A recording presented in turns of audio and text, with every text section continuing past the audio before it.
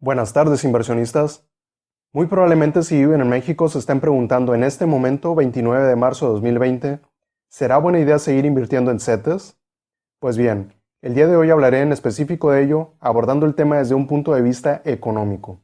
Primero analicemos el contexto, principalmente por el tema sanitario que continúa a nivel internacional y México no es la excepción. Tenemos 4 situaciones a las cuales prestar atención. 1. Crecimiento económico. No es noticia nueva que el crecimiento económico en México ha sido nulo en el último año y medio, ya casi 2 años. Y por la situación actual, el panorama no luce para nada favorable. Una recesión a nivel internacional es prácticamente un hecho y aquí en México será agregarlo a un nulo crecimiento que ya se venía arrastrando. Y a esto hay que añadirle pequeños negocios que no pueden seguir operando no por una situación financiera, al menos no de momento, sino por una situación sanitaria. ¿Qué provocará esto? Despidos que es igual a que familias se quedarán sin ingresos que aunado a posiblemente finanzas personales o familiares poco sanas, agravará aún más la situación. ¿Recuerdan cuando les comentaba que el gasto de una persona era el ingreso de otra? Bueno, aquí se aprecia de mejor manera, pero de forma negativa. Esto sin duda parará el crecimiento y de hecho hará que se contraiga a razón del PIB en el corto plazo y no nada más en México. Esto nos lleva directamente al punto 2, recorte a la tasa de referencia. Ya no es novedad, adelantaron un recorte de 50 puntos base, y no me extrañaría ver más recortes de al menos 25 puntos base, incluso fuera del calendario previsto por Banxico, aunque muy posiblemente sean más agresivos en ese aspecto y sigamos viendo recortes de 50 puntos base. Mi expectativa para este año era cerrar con una tasa de referencia alrededor del 6%, pero es muy posible que terminemos en un rango de entre un 4 y un 5%. ¿Por qué se dan estos recortes? En teoría es para incentivar el consumo. Desafortunadamente en este momento creo yo que no es tanto para ello. Si bien sí podría apuntalar un poco el consumo, creo que es más una señal para el medio internacional de que se tomarán acciones a nivel macroeconómico por lo que se viene después de la contingencia sanitaria. Solamente ojo, las compras de pánico no entran aquí como un incentivo de consumo. Eso incluso podría ser contraproducente para el entorno, sobre todo para personas y familias con ingresos bajos. Ahora, hablando de lo macroeconómico y lo internacional, tenemos el precio del dólar, que sería nuestro punto número 3. En días pasados estuvo por las nubes. El martes 24 de marzo alcanzó los 25 pesos por dólar. ¿Qué pasará con el dólar? Lo más seguro es que se vuelva a estabilizar, pero dudo mucho que sea un precio por debajo de los 20 pesos por dólar y en el corto plazo. Esa es mi previsión y referencia que estoy manejando para invertir en el sistema internacional de cotización de la Bolsa Mexicana de Valores. Pero si incrementa y no baja por un periodo considerable de tiempo, o si ya de plano repunta y ya no baja, ¿qué provocará? Pues un aumento generalizado en los precios de productos, es decir, inflación, que es precisamente nuestro punto número 4. Muchas empresas han dejado de producir a nivel internacional, incluso a nivel nacional en México, principalmente automotrices, y las que no han parado empiezan a desacelerar su producción, incluso algunas sus servicios, cuyos insumos vienen de otros países que ya cerraron parcial o totalmente sus fronteras, puertos incluidos.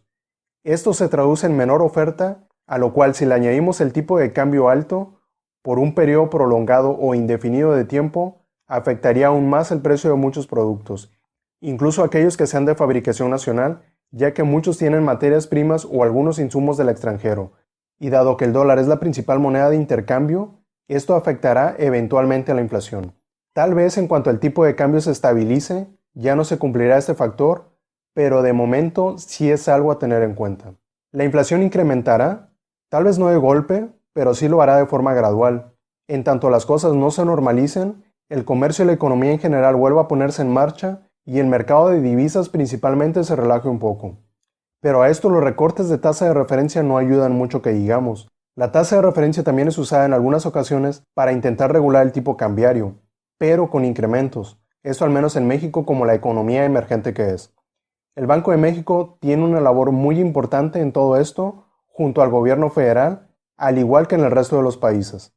El Banco Central deberá realizar muy bien las cuentas para decidir qué camino tomará cuando el punto de inflexión crecimiento económico contra inflación llegue, ya que deberá decidir a cuál le da mayor importancia. Yo creo que se va a ir por el desarrollo económico. Así lo ha demostrado Banxico, la Fed y muchos otros bancos centrales que incluso ya tenían tasas de referencia negativas. Creo yo que es lo correcto, al menos para el corto plazo, y deberán de regular bien las tasas de referencia y la impresión de dinero para que las cosas no se salgan más de control. Y por parte del gobierno, sencillo. Después de la contingencia, comenzar proyectos a nivel nacional para atraer inversiones y para generar una derrama económica en los puntos en donde esos proyectos se lleven a cabo. Entre más proyectos desarrollen, mejor, porque de esa manera será posible atraer más capitales extranjeros. Pero bueno, ¿y los CETES? ¿Qué pasará con los CETES? Lo más posible es que si se compran en plazos cortos, vayan a quedar tablas, ni ganar ni perder. Tal vez incluso pase lo mismo con el plazo de un año por el tema de la inflación, que la verdad a estas alturas no creo que quede dentro del parámetro de Banxico. Aunque tal vez sí podría por los no subyacentes, en específico por el petróleo, yo me mantendría en una posición neutral, tal vez incluso un poco optimista, al decir que los CETES, dado lo antes mencionado, dejará un rendimiento nulo y tal vez solo un rendimiento positivo, pero a mayores plazos. Solamente ojo con esto. Si nos vamos directamente al factor riesgo-beneficio, ya no sería tan atractivo. Si bien el riesgo no aumentó desmedidamente, sí aumentó. No a grado tal de llegar a un posible default, al menos no en los próximos años, e incluso yo creo que de hecho es muy poco probable que lleguemos a ello.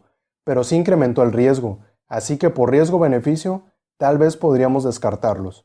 Principal riesgo, la relación que existirá entre la inflación que podría repuntar y el recorte de tasas de referencia que muy probablemente se seguirá dando, y por consiguiente bajará el rendimiento de los CETES y de la renta fija en general. Sin embargo, yo creo que sigue siendo una buena opción, principalmente en plazos de 6 meses o un año. Solamente una recomendación al respecto. Si quieren seguir invirtiendo en CETES pero su capital es muy bajo, háganlo con el ciclo de 4 semanas que comenté en el video pasado. Si quieren intentar ganar a la inflación, a 6 meses o a un año sería lo ideal, asumiendo cada uno cualquier situación crítica que pudiera pasar en el próximo año a partir de este momento. Recuerden que los CETES tienen el beneficio del mercado secundario para el tema de la liquidez. Solo tomen en cuenta que antes no recomendaba hacer ventas anticipadas y ahora menos porque podría haber un poco de minusvalía. Muy ligera, pero podría estar ahí presente. Ahora, hablando de eso, si ven minusvalías en los CETES, no se preocupen. Recuerden que estamos hablando de instrumentos que cotizan a descuento, por lo que no es para nada necesario ni rentable vender si ven minusvalías, a no ser que requieran el dinero de emergencia. Al final les entregarán el capital y los intereses pactados desde un inicio, menos los impuestos que correspondan. ¿Qué haré yo al respecto? Pues bien, no pienso mover de momento la inversión que mantengo en esta plataforma. Tal cual está, así se va a quedar en cuanto a capital invertido. La parte que tengo en CETES que vayan venciendo, lo más seguro es que lo vaya a seguir invirtiendo a un año o a 6 meses cuando menos. Tal vez, y solo tal vez, pase una parte de mi cuenta a la vista a CETES directo y lo deje en Bondía, pero la verdad aún no defino bien esa parte. Entonces, ¿es recomendable seguir invirtiendo en CETES? Si no tienen una mejor opción, y considerando todos los puntos anteriores, yo en lo personal diría que sí. De hecho, yo lo seguiré haciendo, eso sí, sin meter más dinero. Incluso, no sé si recuerdan que hace un tiempo hablé del tema de margen de seguridad de las OFIPOS y que comenté que de no tener otra opción, podría reducir ese margen de seguridad. Pues bien, creo que ese momento llegó antes de lo esperado y muy posiblemente empiece a buscar plazos cortos con rendimientos por arriba de CETES, incrementando mi inversión en SOFIPOS hasta un 75% del total de la cobertura, sobre todo con Cubo Financiero, que tiene plazos mucho más flexibles que Supertasas, pudiendo seleccionar a plazos a partir de los 7 días, con rendimientos muy parecidos a los CETES a 28 días. Si ustedes también estaban pensando pasar una parte de su capital a SOFIPOS, solamente recuerden no dejar un margen muy pequeño con respecto al tope de la cobertura. ¿Ok? Muy importante tenerlo en cuenta. Dejaré el video hasta este punto. Si tienen alguna duda de este u otro tema, sea que lo hayan visto o no en el canal, no duden en comentar o contactarme vía Facebook o correo. No olviden suscribirse y dar clic en la campanita si es que aún no lo han hecho, para que no se pierdan ninguno de los videos que subo al canal. Tampoco olviden compartir este video para poder llegar a más personas a quienes esta información les pueda ser de interés o utilidad. Eso es todo por ahora. Gracias por ver. Hasta luego.